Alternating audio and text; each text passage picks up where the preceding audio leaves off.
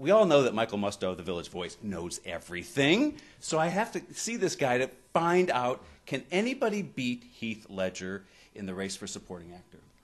Well, the Academy generally doesn't like to give the award to dead people. Let's face it, Peter Finch is the only one who has ever won from Beyond. Right. Because, I don't know, they figure, oh, he's not going to do anything else. Why should we encourage him? I think that really is the reason. It's cold-hearted Hollywood. Or they think, oh, it won't be good ratings, or, you know, he won't be there to accept. I actually think it would be better ratings to give it to Heath Ledger, because whoever accepts for him, it's going to be heartfelt. People are going to be sobbing. And even if someone else wins, it's going to be about Heath Ledger, because their speech will be about Heath Ledger, I assure you.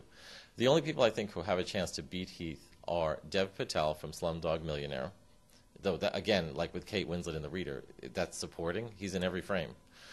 And Josh Brolin, because he was great in Milk, and people also know that he was fantastic in W. So his nomination for Milk is going to be really for the two. And he was the star last year of the Best Picture, of course, No Country for Old Men. And I think that is a point here that should be underscored, because if you go with the Dev Patel theory, and let's go with that for a second, and you believe that Slumdog, as you and I both do, will win Best Picture, normally Best Picture takes an acting award. Sometimes in the supporting race, like Catherine Zeta-Jones in Chicago, often in lead, whether it's Hilary Swank in $1 Million Baby or Russell Crowe in Gladiator. But if you go with Slumdog, that ups the chances of Dev Patel. And of course, Milk is a viable candidate to win too. And Josh has this whole cool thing going on, and he's got a lot of other factors in his favor. I think there's a third person who has a shot here too, and that is Robert Downey Jr. for Tropic Thunder. Well, they love to give the award to black people. Oh, also, of course, he's the anti-Heath Ledger. This is the guy who rallied from a tragic rendezvous with death with drugs. So that's a hopeful twist on that story. Oh, he'll be on drugs again by February. No, I'm kidding. I'm kidding. I'm very proud of you, Robert. You're doing very well. I like you clean. And yeah, you know what? He gave a brilliant comic performance in Tropic Thunder. He also had a big hit with Iron Man this year. And he was somebody nobody wanted to bank on. Jon Favreau said, I want him for Iron Man, no matter what the studio says. They went with him, and it was a smash. And then he comes out with Tropic Thunder and proves to be a comic revelation. So I would not be surprised to see him winning. The supporting categories are often very quirky. Everyone thinks it's going to be so-and-so. Last year it was Tilda Swinton. You and I are the only ones who knew it was going to be Tilda Swinton. Actually, no, I was going with that Ruby Dee thing. See? You claim that all on your own. I was right for once. Then I guess red buttons, too.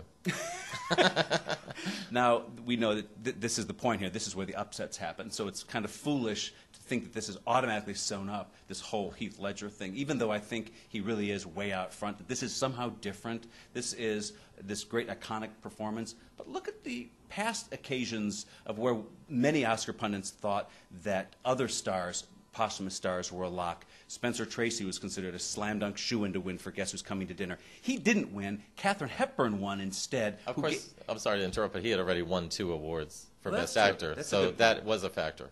But then they gave it to the alive person. They gave it to Hepburn for really arguably a supporting role that was nominated in lead.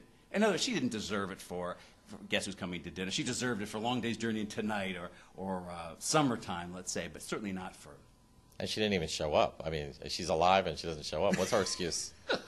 He had a good excuse. He at least had a good excuse. But then there are the examples like James Dean, another heartthrob star who died tragically, just like Heath Ledger, nominated twice posthumously, and he didn't win. That was more than 50 years ago.